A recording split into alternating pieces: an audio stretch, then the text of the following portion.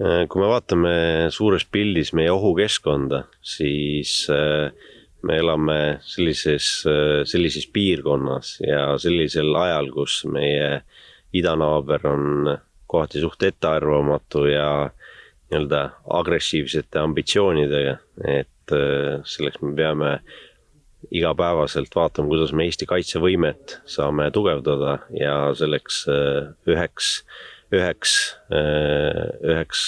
punktiks ongi see, kus Kaitsevägi on otsustanud maakaitset suurendada poole võrra ja me praegu viime läbi reservõppekõnumist operatsiooni Ussisõnad, kus maakaitse suureneb 10 000-lt 20 000-le.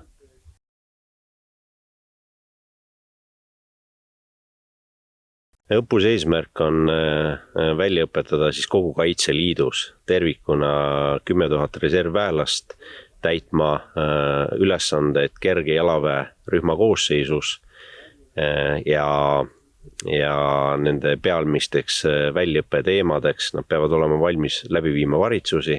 nad peavad olema valmis läbi viima kontrolljulgestusposte ning peavad olema valmis erinevaid olulisi objekte julgestama.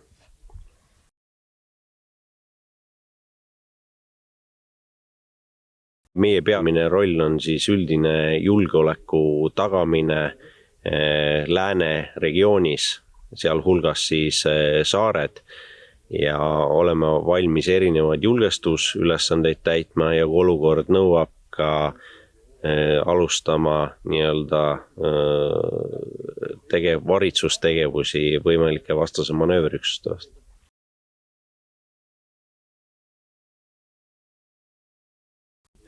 Ussisõnade nii-öelda kõigepealt, kui me alustame kaugemalt maakaitse suurendamine, siis jah, selle otsuse võttis vastu Kaitseväe juhataja, viis valitsuse tasandile, et maakaitset suurendada. Kaitseväe poolt on Kaitsevägi ja Kaitseliit siis koos nii-öelda on planeerinud ja ette valmistanud ja nüüd lõpuks ka läbi viinud selle operatsiooni Ussisõnad.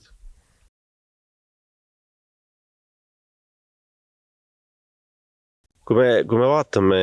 laiemalt, et mida me kaitseväelastena, kaitseliitlastena, reservväelastena peame tegema, siis